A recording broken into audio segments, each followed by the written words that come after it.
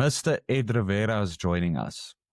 This has been quite the journey for myself to get this man on here. To be honest, I was a bit nervous at the start to jump into his DMs. He's a celebrity in our industry, and it's such an honor to welcome him to SkylineMedia. Your elevator pal, Ed. How are you doing, bud? Lawrence, how are you, brother? I'm doing well, my friend. First off, thank you for doing what you're doing, man. Starting a podcast is no small undertaking. And you're doing a good service for the entire industry, man. Being able to connect with professionals around the world and share their story, if we touch one person or inspire one person, we did a heck of a job. Hopefully it snowballs. I think when we talked initially, it's my feeling is that I'm not doing it for likes or follows or whatever. I'm just doing it for purely out of love for the industry, and I think that is what me and you have in common. You've got a massive following on LinkedIn, which is very impressive, and like gaining nearly 5,000 followers just purely because of the elevator industry. That's something special, isn't it? Yeah, it's fascinating. The ability to connect globally has been one of the more rewarding things I've experienced utilizing LinkedIn. And funny enough, this profile now is my third profile. So I've started from scratch 3 times. Most people don't know that. Well, I think with every attempt it got better, isn't it? Like probably the first account was probably just you testing out the platform and seeing how things go. And no, you know what? The first one, it was solid. I was delivering and sharing the messages I was sharing, and then without getting too much into it, I end up losing access to it. And then, yeah, it's a too long of a story for this interview. And then I had created a second one, and that got it that violated some of LinkedIn's policies. So then they deleted that profile, and now the profile that I have today is not violating LinkedIn stuff anymore. It's not violating. It's not violating anything on LinkedIn. But I do remember getting kicked out of LinkedIn the first time and talking to my wife and going, "Holy crap! I got to start over. If I do, is it worth? I remember thinking, like, is it worth it again? Like, is this worth it? It was like, I don't know. That's interesting though. Why did they delete your profile? What did you do? I didn't do anything, man. I didn't. Oh, that's what they all say. Well, no, because I'll tell you the reason for the second one. The second profile, I lost access to my first profile. So when I lost access to the first profile, it was actually still active, but I had no way to get access to the profile, and I sent emails and emails, so I never got access to the profile. I created a second profile. Where the violation occurred was the fact that I had 2 profiles. But granted, so the first one it had a lot of amazing content, like a lot of great content on there, but I had no access to it. So it started from ground zero on the second profile. And after a year, I get an email saying I went to go log in, and they logged me out saying I violated a policy, and had to go down a ton of emails. And they're saying, well, you have 2 profiles and you can't have that. Which one do you want? And then, yeah, I think it's because of the type of content you put on that caught on to you. Yeah, they got onto all of my elevator stuff there. But no, it's a labor of love. It does come easy to me to utilize the platform. It was discouraging losing it for a moment, all that great content, but I didn't, I kind of came onto the platform just to share, right? It's just like, I keep moving forward, keep sharing. You never know who you're going to have a positive impact on. And that's really what it comes down to for me. 100%. So you say you're currently in New York. So what do you do? Yeah, so I'm in the New York City area. I currently work for TK Elevator, and I am an area trainer for elevator modernization projects for the entire Northeast. So I'll provide technical support and training throughout the Northeast. I could go up to Vermont, to Maine, uh, Boston, Massachusetts area, upstate New York, New Jersey, New York City, Long Island. And I sometimes go down to the Mid Atlantic area to help out down in Philadelphia. Geez, so you cover quite a large area, don't you? It's quite a Yeah, big. yeah, that's what Yeah. they're area roles. Traveling is all dependent on the needs of the area. Mm, You know, mm. a lot of the things we like to do, especially when you get a new mechanic to start, is ensuring that that mechanic understands, the new equipment that they have to install. Yeah. Right. So kind of, Yeah. product specific training in order for them to be successful and what to look for and set them up. So I think it's a very great initiative by TKE to have this supporting role. And then Yeah. from there, you develop mechanics who want to get further into their skill sets. Maybe they want to learn how to wire a little better, or they want to start adjusting the cars. Wherever there's a support or, training that's needed, I'm available to provide it. Geez. So you're basically there just to give back to the industry, if you want to put it in a lighter framework. Yeah, in a way, it's a supporting role. It's a very supportive Yeah. role.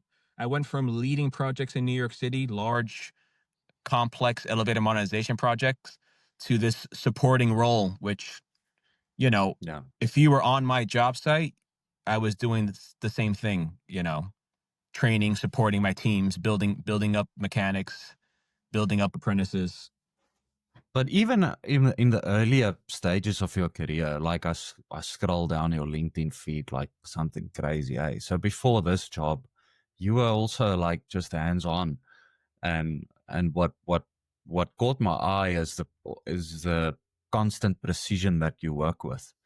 It's like if you drop a plumb bomb, that but whatever you're adjusting and setting up is like to the millimeter precise, and it's so rare to see. And I have to compliment on you on that, because that skill does not come like just overnight. This is something that this is a craft that you've been building up for the past 20 years that you've been Yeah. in the industry, and it must be commendable how you grew as a tradesman since starting your third LinkedIn profile up until now. Yeah, Yeah, yeah, there's yeah. a definite growth, and you can see it. I have to compliment you on that. Thank you. Yeah, that's that level of precision and care I've never deviated from, and I never will. Um, and that's the kind of level of training and support I provide to the mechanics out there, and along with the apprentices. It is critical. What we're doing is it's a trade, it's a craft, it's an art. You know, there's you can do it right or just don't do it at all. Is Would is my you would you attribute that, what you just said, to the training you received back in the day when you were apprentice? uh I would say I certainly worked with mechanics who lived by that. So, that certainly influenced the way I, moved forward with my craft, or, moved forward with my trade. The mechanics I worked with, there was a level of care that they had in what they did, um, that I just respect. And I was like, I want to shape myself like this mechanic, the way they carry themselves and the way they Mm. execute their work. And then, of course, you've worked with people who didn't have that care, didn't have that desire, looking to collect a paycheck at the end of the week. And, how the elevator ends up is how the elevator ends up. It's not their problem. So I got to see, two different types of mechanics, and I knew the mechanic I wanted to be. Yeah, that's important. So you craft yourself around a specific role model. That's been my stance also. Like if you're apprentice, I don't know if you agree with me. If you're apprentice, it's important for you to like quickly filter out who's bad and who's not that bad and who's great, and aspire to greatness every single day that you get into your car and you're off to work or in the train or whatever. Um, yeah, I think that I think the role model that you aspire to be needs to be found very quickly in the early stages of your apprenticeship. Oh, absolutely. Understand, figure out who you want to be, and then look for individuals that kind of fit that mold to some extent and emulate them. That was been, if I tell anyone my biggest secret, has been my ability to emulate people I aspire to be like. So taking the attributes of these professionals that inspired me and kind of honing it into the professional I wanted to become. So, as you know, the the first season of this podcast is purely about mental health. So, I'm quite interested to give younger people the mental strength, to grow in the industry. So, I think you and the previous guest I had on this podcast, his name is Tebogo, you two fit that role model uh, figure quite well. What would you tell a younger apprentice starting today? What's the first words in terms of our trade that you will utter to that apprentice? I would say if I had the first words I would say would be to give yourself patience and give yourself grace. There's a lot to learn in this profession and it does take time, but it also takes commitment. So you're going to get good at what you're doing over time. The one thing about our profession is we don't get to practice, right? Every project, when you're on the project side of this industry, new installations, modernizations, you don't get to practice. Every project is Monday Night Football. It's showtime. Um, so you're gonna get better over time if you want to get better over time, right? It takes repetitions. You're gonna make mistakes, and that's why I say learn to give yourself grace. Have some patience with yourself. You're gonna get your mechanic upset. You're gonna do something silly. Those things are gonna happen, and then once you become a mechanic, you're gonna be uncomfortable. We all were, Mm. you know. Yeah, But when you sort of develop those relationships as you're growing as an apprentice, you're always a phone call away from an answer. oh, that's very true. And it's important on the mechanic side of things to also accept who you're dealing with. You're not dealing with a guy that has 30 years of experience in the industry. You're Oh yeah. dealing with a freshie. Uh, Oh yeah. so, what would you say to that mechanic? Similar. Have that grace. Part of your job is to do your job, right? The job you get paid for is to work on an elevator, was to install it, to upgrade it, whatever it is. That's your main job. But then you have an unpaid for responsibility, a sort of your responsibility to this industry to ensure that the next generation is well equipped to do the job that you're doing in the future. Um, Mm.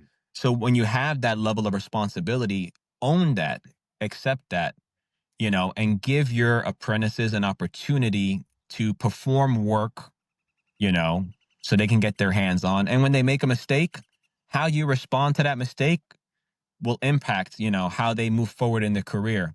I was blessed. I worked with some great mechanics who, you know, I put machines in the wrong spot. you know, they let me do things, and it was messed up. I messed up. I put pistons in the wrong spot. They let me spot the rails and the pistons. It was off 3 inches, but they let me do it. Jeez. And yeah, yeah, I messed up. It was like a Yeah. fourth year. Yeah, go spot the rails. Yeah, I was so excited. I spot everything. We go to connect them. They're 3 inches off. They didn't. They just looked at me, shook their head, and like, all right, let's fix it. I Yeah. got a bunch of them. Yeah. That's important. All right. Let's fix it. Like we need to acknowledge that. Okay. Again, he's not 30 years in the industry, and he's gonna slip up, and you have to have that patience and as you mentioned, grace, so that where we can step back and say, okay, doesn't matter. Let's just get it correct. Let's just fix it up. But I think in terms of that mechanics mindset, you mentioned when we previously talked, you mentioned a word that kind of stuck with me is unintentional pressure. So I mean, that mechanic also has a supervisor at the back of his eardrum just going off Sure. at him. And how do you, as a mechanic, uh, again, shift your mindset to groom this unpaid for responsibility and then at the same time keep the person happy that's actually paying you? How do you find Yeah. that balance?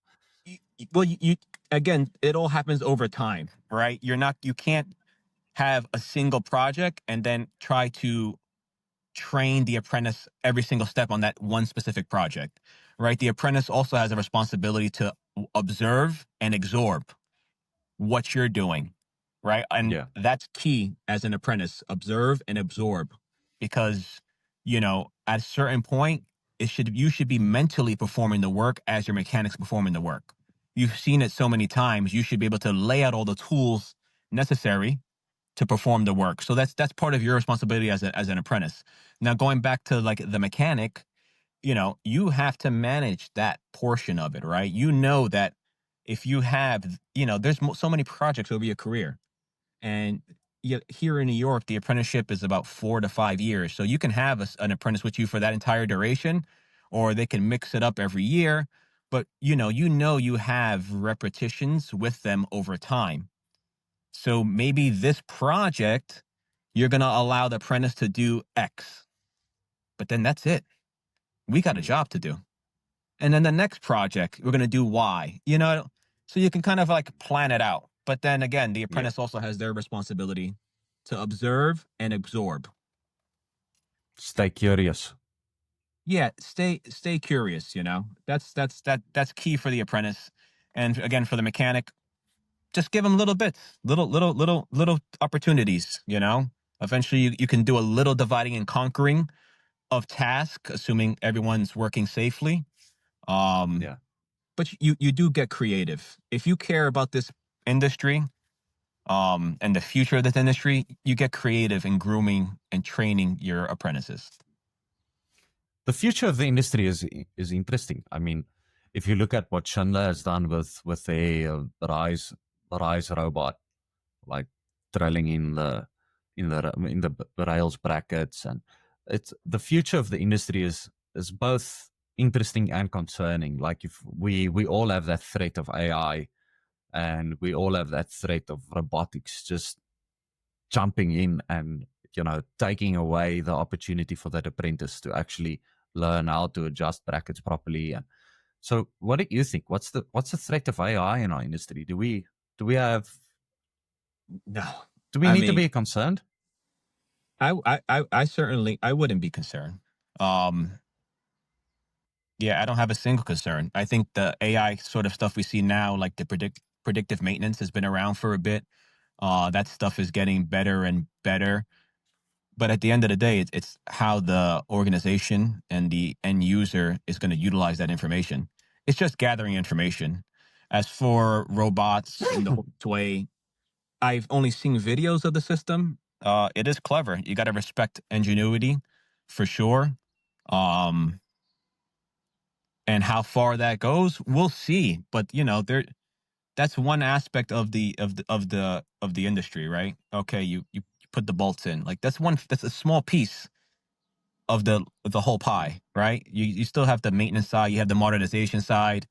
There's still a level of skill that's required by the elevator mechanic. How far that goes, will it stack rails and put maybe? I'm not Well, sure. You know? it's interesting. I actually yesterday I saw a video of a factory in China. Yeah. So this factory they call it a dark factory. So in other words, they don't even have a single light on in the building. So what it does is there's a bunch of robotic arms in the building, and it actually builds computer boards, like computer prints, like motherboards, CPUs, and that, but it's running 24/7 without any human intervention. So I just thought to myself, geez, what if this filters over to more a mechanical field, our stuff.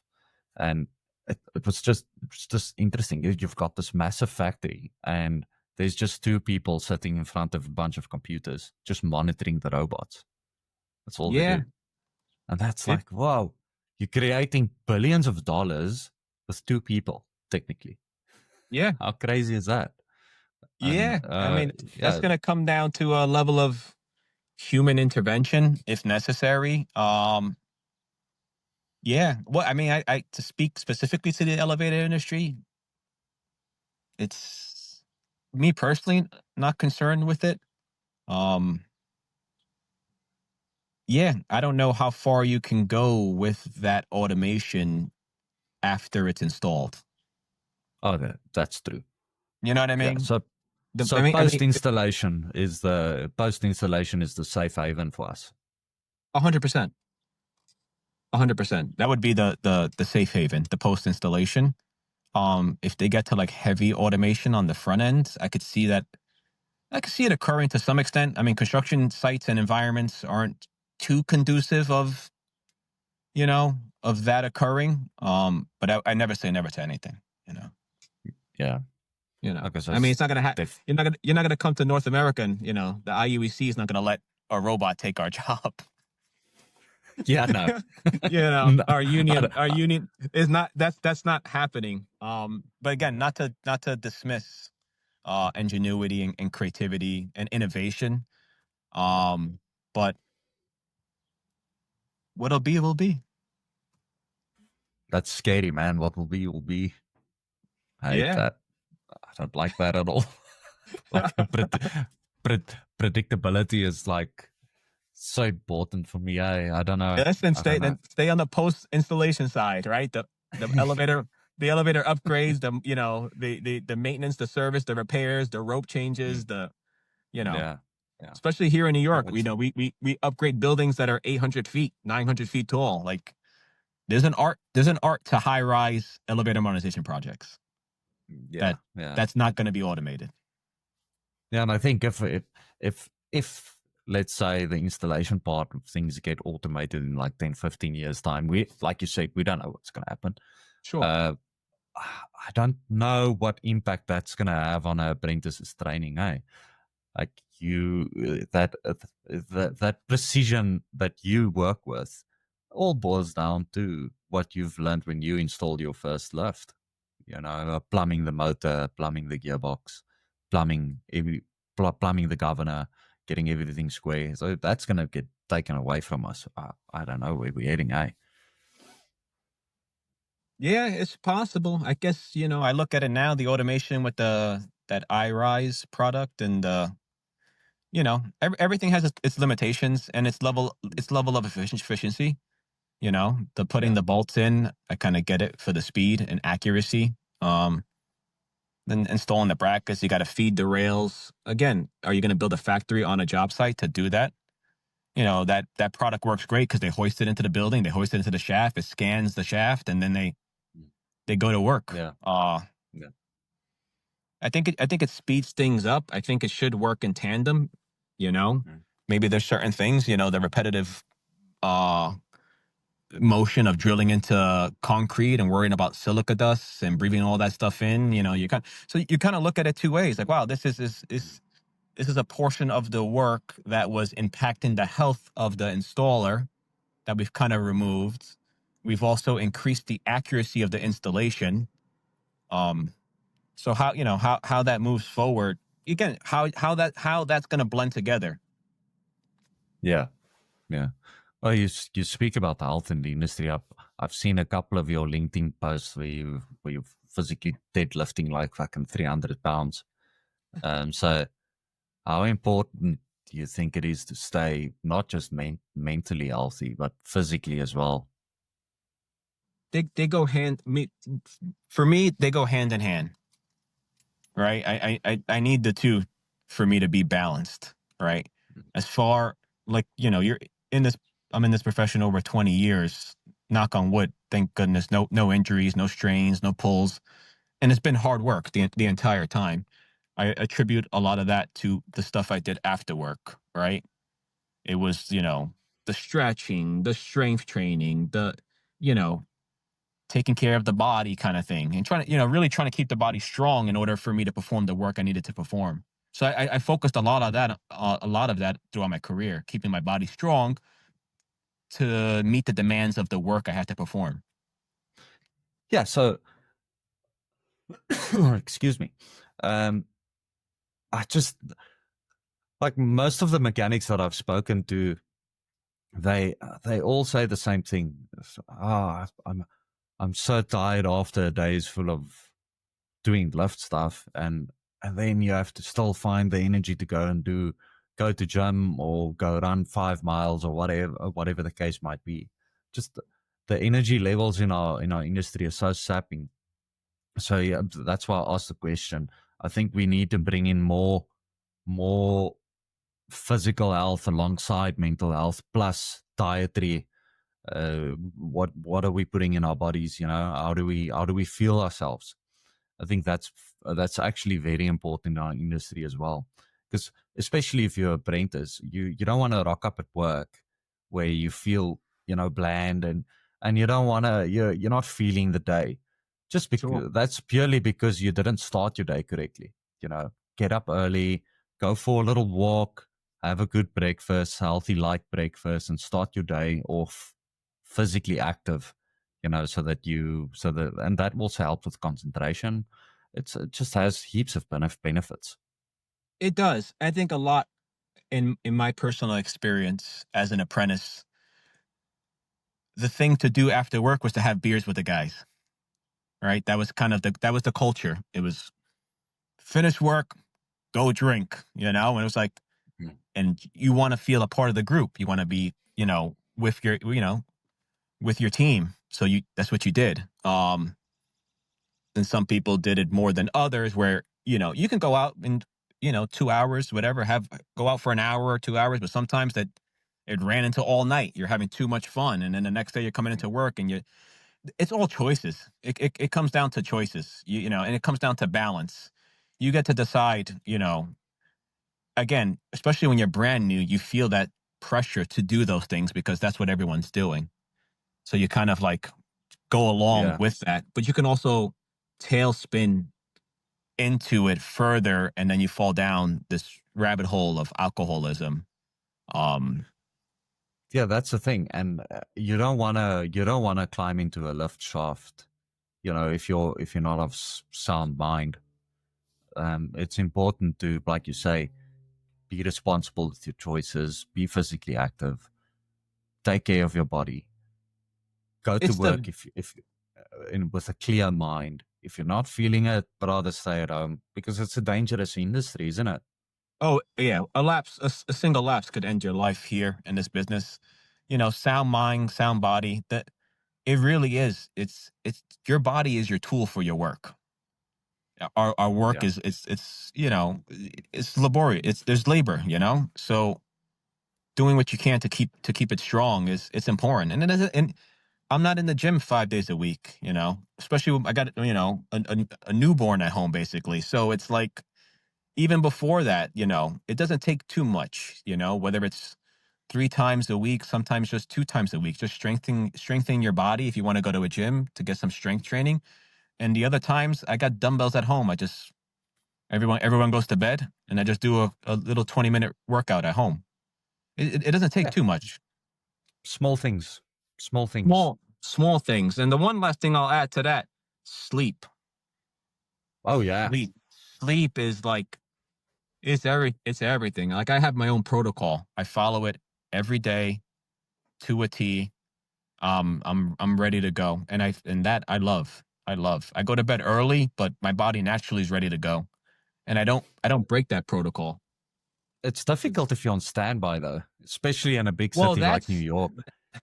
that's the thing, right? Like I've never been on the service side of this industry. I've always been on the project side of this industry. Um, Okay. so that's just And the reason I never kind of moved over to that side, well, one of the reasons I never got into that side of the business was the hours. Yeah, I'm on the server side of things, and I can tell you, if you're in a big CBD, right, there's not much sleep. Like the boys, they would run. I don't know how it is in New York specifically, but over in Australia, like Brisbane CBD, Sydney CBD, we've got boys running 130, between 130 and 160 units on their route. So that's what they have to service each month. And it's difficult because to do a proper service on a lift is at least 2 hours. So the boys, they don't have the chance to do a proper service, and in turn that snowballs into a high call out rate, uh, which is which is to be expected if you have 100 plus units on your route. Uh-huh. So what happens is that, like, after hours, if you're on standby, you at, I don't know what time it starts in New York, but over here 4:30 you Oops. clock onto your standby time, and then you open up your standby evening with 8 or 9 call outs, and that's spread out across the city. So that's your night. And then the next morning at 6, you're in your car on your way to work, but you just got home at 12, 1 o'clock in the Yeah. morning. So what I want to say to that is, like, know your limits. If you if you did pull a late night, you know, work work is secondary to your health. If you're gonna jump into your car, at 5 a.m. to get back into the CBD after you got home at 12, so you technically got like 4 hours sleeping. Rather rather take the day off, and have that rest. Yeah. It's a unique catch, you know. I excuse me. If it's done with intention, or if it's necessary for you to survive, you know what I mean, in order to earn the extra money. Everyone has different situations that they're in. So I know some people who they must work that or they couldn't survive, right? Um and those were their choices, whatever that ended up being. So just be mindful of the life you want to live, um and then the path you choose in this profession. You know, if you're going to be on the service side, you know that there's going to be those hours, the lates, your sleep's going to be impacted. If you're working that second shift or the night shift, whether it's to get better at your trade or to earn extra money, everything's a trade-off. Yeah. Just be mindful with the choices you're making and understand the impact of the choices you're making with your profession. And not to say our industry doesn't pay well. Just for the younger guys out there, our industry is one of the highest paid trades in the world. It's and and Oh and yeah. that's purely because my podcast is actually going to disrupt that, because uh, it's going to shift the lift industry from the unknown to the known. So we Sure. are we are unknown trade. So we do earn well. In saying that, you're not going to be a millionaire, but you have the potential to lead a fairly awesome life in the industry if you work hard and you stay responsible and you stay curious. Everything that Ed just mentioned. Now I'm speaking directly to the audience. Everything Ed just mentioned. If you have that plan for your life, if you have a mentor, if you're responsible, if you work hard, if you train hard, stay healthy, that's positive things. And major- the majority of the snowflakes out there is now going to say, he's a misogynist, but it's not. It's not. You just stay healthy and you just work hard, and you will do well in this industry. 100%. There's so many opportunities out there in our industry. It's it really is. It's endless. The opportunities in this profession. Mm. You have your trade, you have your skill set, and if you're on the project side of the business, that's project, right? A project starts and it ends. There's a lot to that project that happens behind the scenes, you know.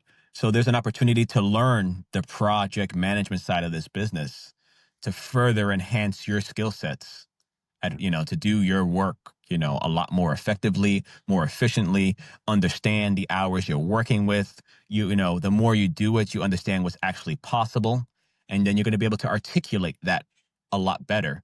If I had a project and my super came to me and told me, you got 9 weeks, but I know for a fact that to do this correctly, it's 14.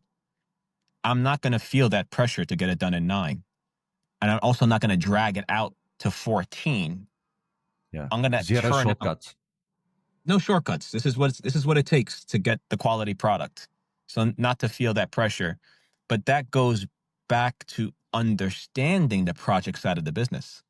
Yeah. Understanding your profession, your trade, and how you execute the work and what's required to execute the work effectively and efficiently. And then it's not to work against your supervisor, and it's to have honest conversations, and as a team set up realistic expectations of this project. When I worked on a project, or when I was overseeing multiple projects, you're getting honesty, and I would protect the guys. So guys, listen, I'm honest with you. I only got 9 weeks for this project. I know it's going to take 12. Let's see what we Yeah. can do to put out a quality product, I and think I'll shield you. yeah, I think the reason why you protect the guys is because you were there yourself. Oh, a And 100%. and I feel that I'm not gonna name drop companies like a mutual friend of ours does.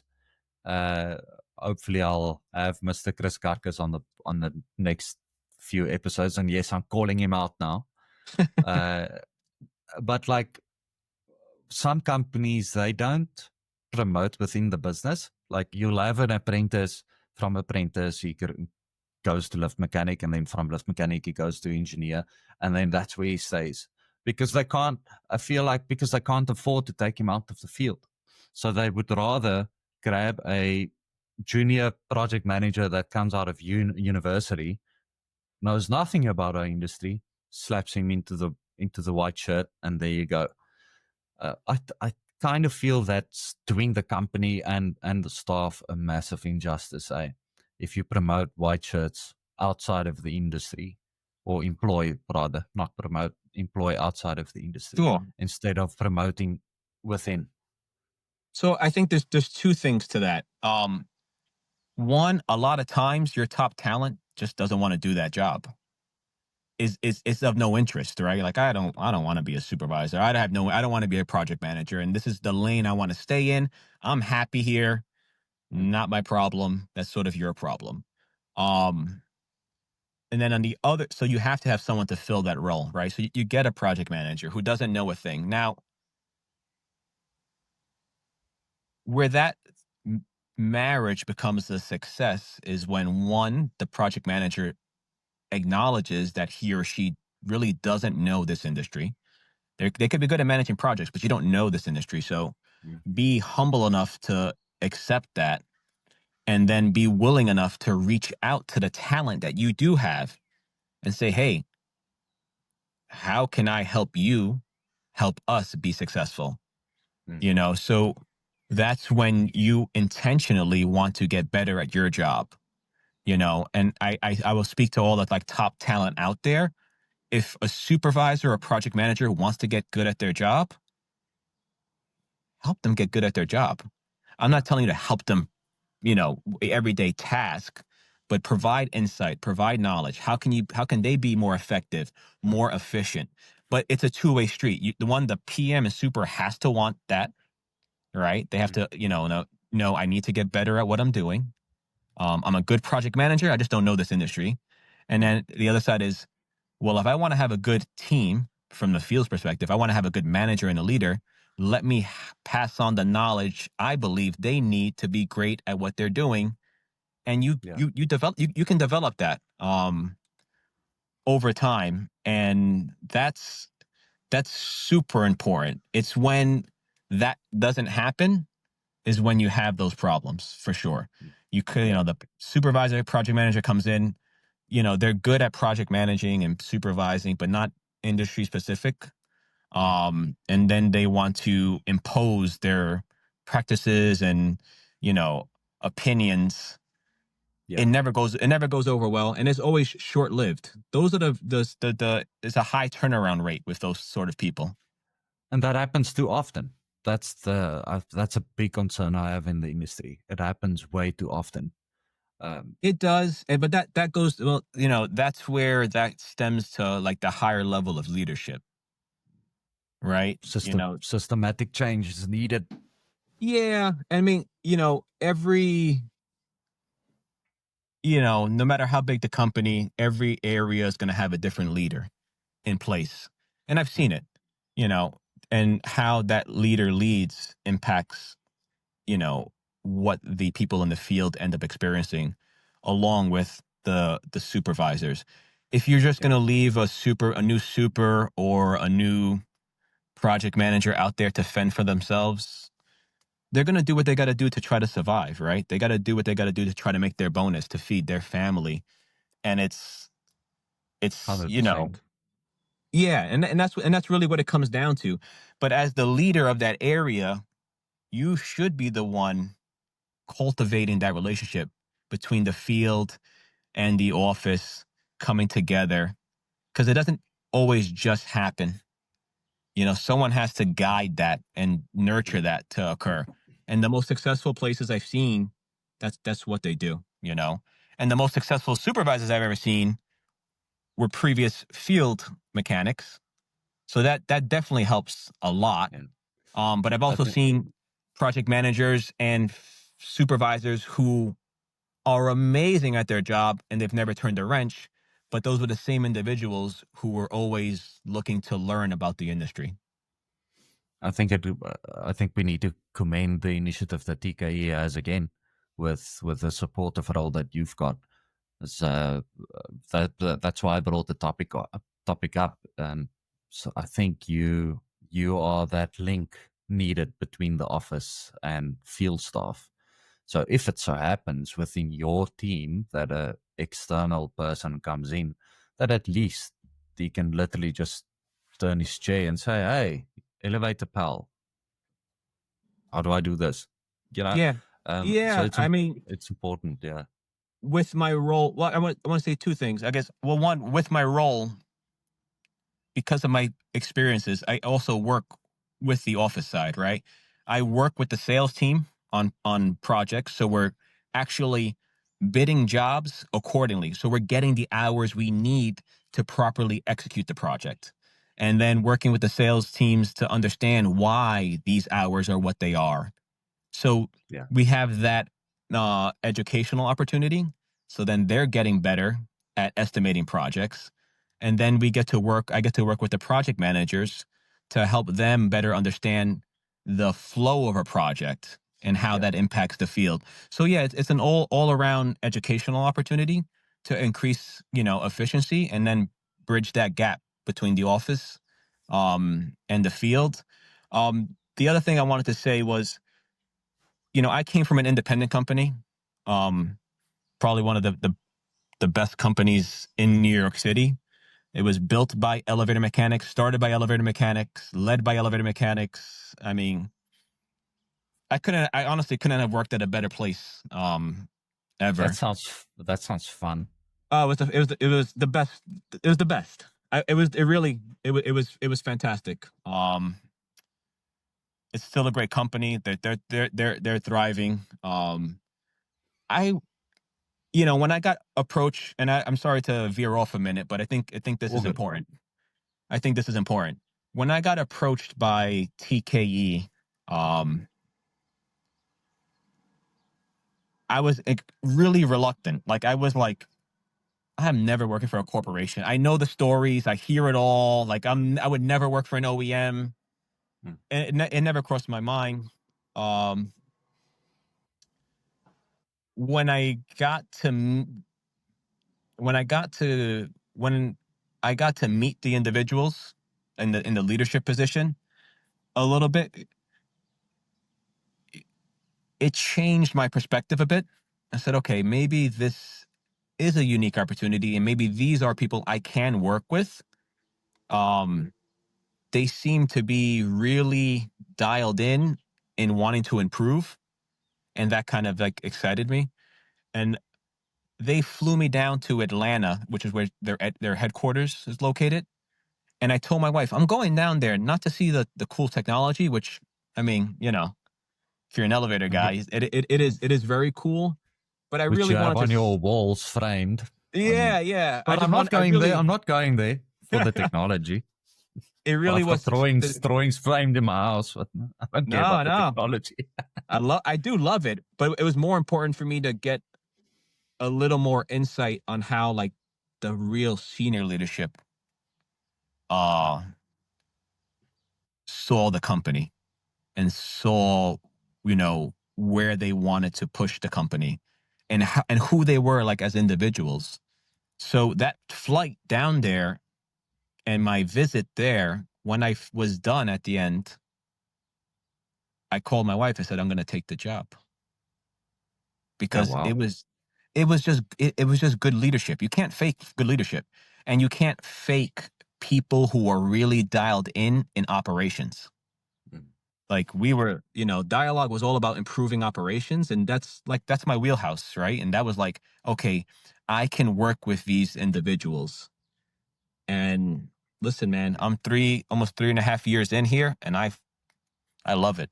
I love it. Yeah, The good. group of the professionals I get to work with in every branch, the Northeast leadership, everyone's been absolutely fantastic. They've all been honest and they've all been committed to excellence. Yeah, And and that's and what you that need. that that love. Yeah, I think the lesson you can take out of this section of the podcast is that be open to change, but be careful when you do. I think Oh yeah. that's the lesson. Like, do your homework before you be open to the changes in new opportunities. Always chase new opportunities. You can't fault anybody to further their career, but just be careful when you move. There's a big difference of being happy at where you are, but there's no growth, and Sure. then being a little bit miserable, but there's exponential growth in the future of the second decision. So it's again, this industry is give and take. It's not just give. It's not just take. Sometimes you have to give back, and maybe that in giving back, it means moving to another company and being that supportive role. Um, Yeah. and maybe it's starting a podcast and talking about the stuff. Maybe it's everybody's Yeah. own experience will be different, but don't be scared of it. Don't be No, scared of yeah, it. and Just jump in. change is scary, I was with one place for so long and you go to make a change. It's not an easy decision, you don't make it in Yeah. haste. Um, you really figure out, you know, who are the people you're going to want to work with for a period of time. And then remember, when you make a change, especially when you were in the field and you develop a certain skill set, you don't lose that skill set, Yeah. right? Hundred You don't. percent. You go and you try this, it didn't work out. Okay, I go back to leading projects, in New York City, and it just you don't lose that ability, and has you gain more by taking a chance, and Yeah, yeah. that's for sure. So at the beginning of the podcast, I mentioned that ChatGPT actually blew up your ego much more than I could. No, So no, uh, no. let's I want to dive into this poem. It's so funny, and this is also another reason why I brought up what do you what's the threat of AI in our industry? Because I mean, it's literally I just typed in the command, I explained who you are like briefly, and then like within seconds it popped up, and it's so funny, man. Oh, and then I gave it another command. I just said, give him Chuck Norris powers. So that's literally what I told it to do. And so there we go. The title, uh, it's Your Elevator Pal, and then in brackets, with Chuck Norris powers. Right? So it says, he doesn't ride the elevator. He commands the rise. With laser eyes that diagnose and analyze. He doesn't fix the fault. He scares it straight. And when he's done, the cables elevate in awe. not in weight. His boots don't squeak, they echo might. Each step aligns the shaft just right. The torque, the torque wrench bends to his command. He tightens bolts with just one hand. A whisper sparks across the land. Your elevator pal is close at hand. And just like that, with silent speed, he's in the pit. No tools, no need. He once stared at a broken lift so long it healed itself and sang a song. He rewired he rewired circuits with a clay and greased the rails with airborne flair. When power fails and lights go dark, he sparks the mains with just a spark. The governors obey his voice. The control board fears him, has no choice. The Otis gods, the Schindler crew, they kneel when he comes into view. No safety code he can surpass. He signs off jobs with laser glass. The motor spins, the floor display counts faster just to clear his way. Each ride you take, both fast and smooth. That's him, restoring every groove. So next time you sing with style, remember who's been there a while. Not the man, not the myth, just morale, but the legend, your elevator pal. I mean, how good is that? How good is that, man? That's so impressive. No, dude, I read through it, and yeah, it's funny, but like, you deserve that accolade, though. I'm gonna send you this, and then you reply with a picture that you framed and you fucking hung it up on your wall, because this is, like, honestly, and many people, like, when I mentioned on LinkedIn that the next guest is, dude, I had like at least 11, 12 inbox messages within a day. Wow. Of people that was so excited. And my page is small, man. I only have like few hundred followers, and the engagement out of that alone was impressive, and that tells a tale that what you do is noticed and what you do is appreciated. And I just want to say thank you for finding the time to share your not just your knowledge, but motivating others. I think your story will go down into the history books of the elevator industry. And what you do isn't just limited to New York. That I can tell you that much. I'm a little South African dude. I came to so your reach is beyond the United States border, far beyond. And I want to commend you on that. And I just want to say thank you for joining me on this journey. And I really do hope that I can have you back at some point to talk about a different topic, maybe a bit more technical, and we can dive into more technical things. But till then, till we meet again, I suppose. Yeah. Is there anything else that you want to add? Anything else? Any advice? Any other advice you want to give to the peeps out there?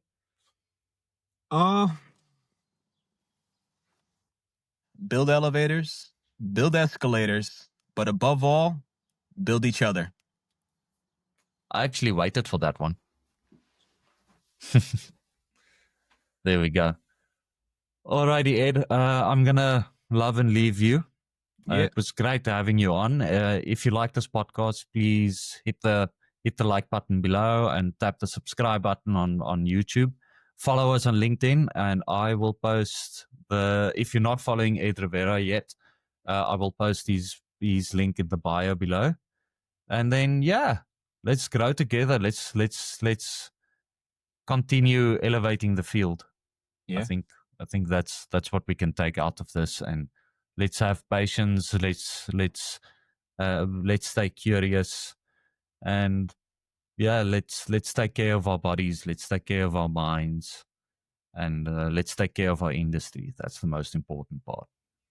Amen. Amen. Thank you, Ed. That was great, man. Very cool.